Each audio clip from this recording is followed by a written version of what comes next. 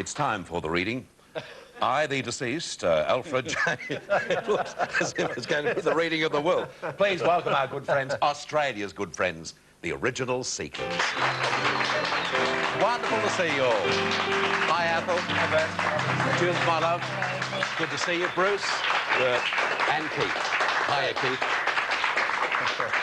Well, before this absolutely monumental tour began, in the times leading up, a lot of people would say to television compeers like myself, you know, what happened to the guys? Well, Athel Guy here, with no pun intended, I mean, since the breaking up of the Original Seekers, went on to become a politician and an extremely wealthy man. Judith Durham went on to great success with her husband, Ron, playing and singing and writing beautiful music. Bruce over here, Bruce Woodley, one of Australia's finest jingle writers, he went on from success to success. And Keith Potka, he continued in his search, his successful search for the fountain of eternal youth. He's the one who doesn't look a day different, does he? It really is just to sit here and see you faces together again. Tell us about the happenings around Australia. Well, it's just been wonderful, Bert. We finished our 81st concert in Brisbane the other night, back for 2 more here in Melbourne on Sunday. Second show's already gone, but there's a nice matinee in the afternoon. And that'll finish the concert tour. And we did 5 private shows before that, so that's 86 we've racked up in a fairly short period of time. And it's just been, I can't find the words to describe it, it's just been a wonderful experience. Everybody's come along, and of course they've brought their families with them who didn't really know us when we were together in the 60s. It's just been one of life's great experiences. We've got the clue there too as to what happened 25 years ago, the reason for the breakup. Athel talked too much. That was... Judith, to you, I suppose you were the key. I mean, they had to get the girl back into the Seekers, the Original Seekers, to do this sort of tour. Did they have to really do a lot of hard talking? Well, there've always been lots of invitations, you know, many requests from the public and the media and the boys for various reasons. But, you know, I've always been very happy doing what I was doing. But it seemed to me that there was a real need for it. People just asked so much to just experience it one more time. And with the 25th year coming up since we'd all been together, it seemed like a lovely idea to celebrate that year. It was a very special year.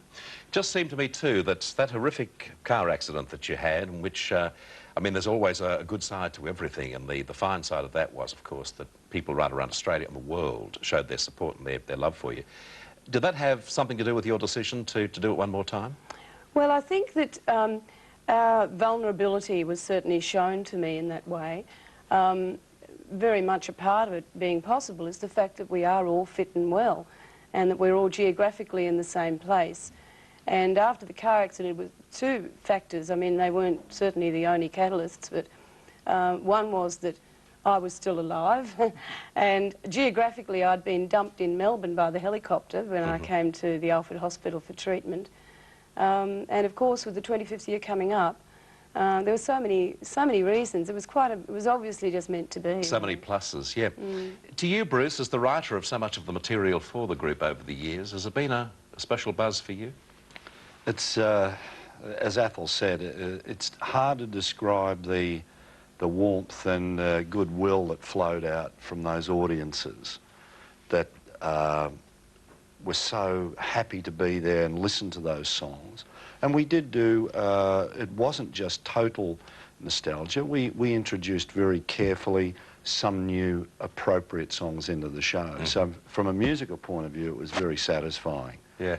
Well, the reviews have just been absolutely amazing. Of course, you, Keith, it was an unbroken chain for you because you continued in music and you worked with the New Seekers just after the parting of the Originals. But I guess for you too, because you personally had been through so many of those groups, it must have been a terrific buzz for you. Yes, it was amazing. Well, Athel and I were there at the outset, even before the Seekers, in a group called the Escorts.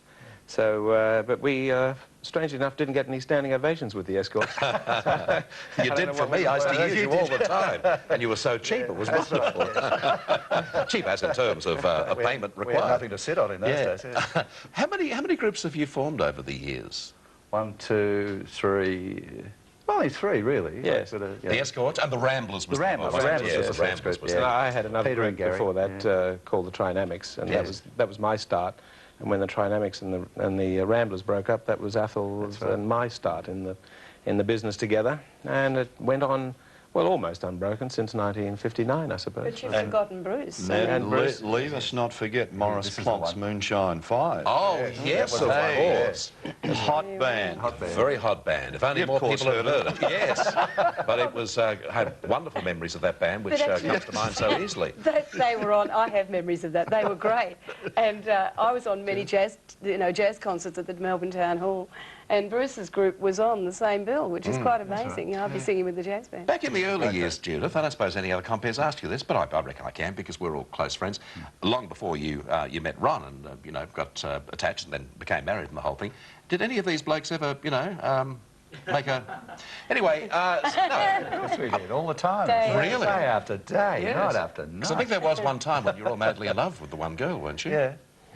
Well, actually, I back had to a our crush on each one of them at various stages, but I never Quickly had wore off, though. Yes, yes, up to day one. What about the... I was a bit shy, and Yeah, obviously, you know... Oh, we were too, though. Yes, that was one thing about the guys in the sequel, always very shy boys. What about the chance of going to Europe, Athol? Well, the album, Bert, which now is nearly double platinum in Australia, I think it's done about 125 plus, it'd be nice to see it get to the double status, is being released in February in the UK. And they'd like us to go across and promote that, and there's talk of some concerts at that time if it's appropriate. Just talk, perhaps, Bruce, about those very early years, and we'll show some vision of a group that really, I mean, took Australia, then the world, by storm. It was an extraordinary time, wasn't it? It certainly was. The Seekers, through timing and circumstance, arrived in the middle of a rock and roll revolution in England, and of course, by the very nature of what we did, stood out like a beacon. You know, when we got the opportunity to be exposed Look to at, look at Mother yes, Plonker there. to the English public. There you go. That's me in the audience. Bit of rock and roll there too. Yeah. But it's like the old expression, silence screams loudest. I mean, here we have a melodic, harmonised music. And we can't That hear it. stood... Exactly, exactly. There's Vic Morrow giving you your logie. Remember back on the Festa, Vic Morrow. Vic He was a Morrow. great ad-libber, Vic. I recall him saying good night. That was the only thing. And that was scripted. That's right, that was scripted, yeah. What about the possibility of something of a more permanent nature for the original Seekers? Who will anyone take up that question? Well, Well, you'll probably get the same answer from all of us, but Judith could answer that, I'm sure. It's a reunion, and it's been very special, and we don't want anything to change that. It's a one-off, and it's doing what it was meant to do, I think. Terrific. It really is. It's been an amazing situation the last couple of months with the concerts and with the record going so strongly, and now with the possibility of going to England. Here's just an example of the sort of work these people have been doing on this tour and wowing them everywhere they've played. Glory, this train and bound for glory, this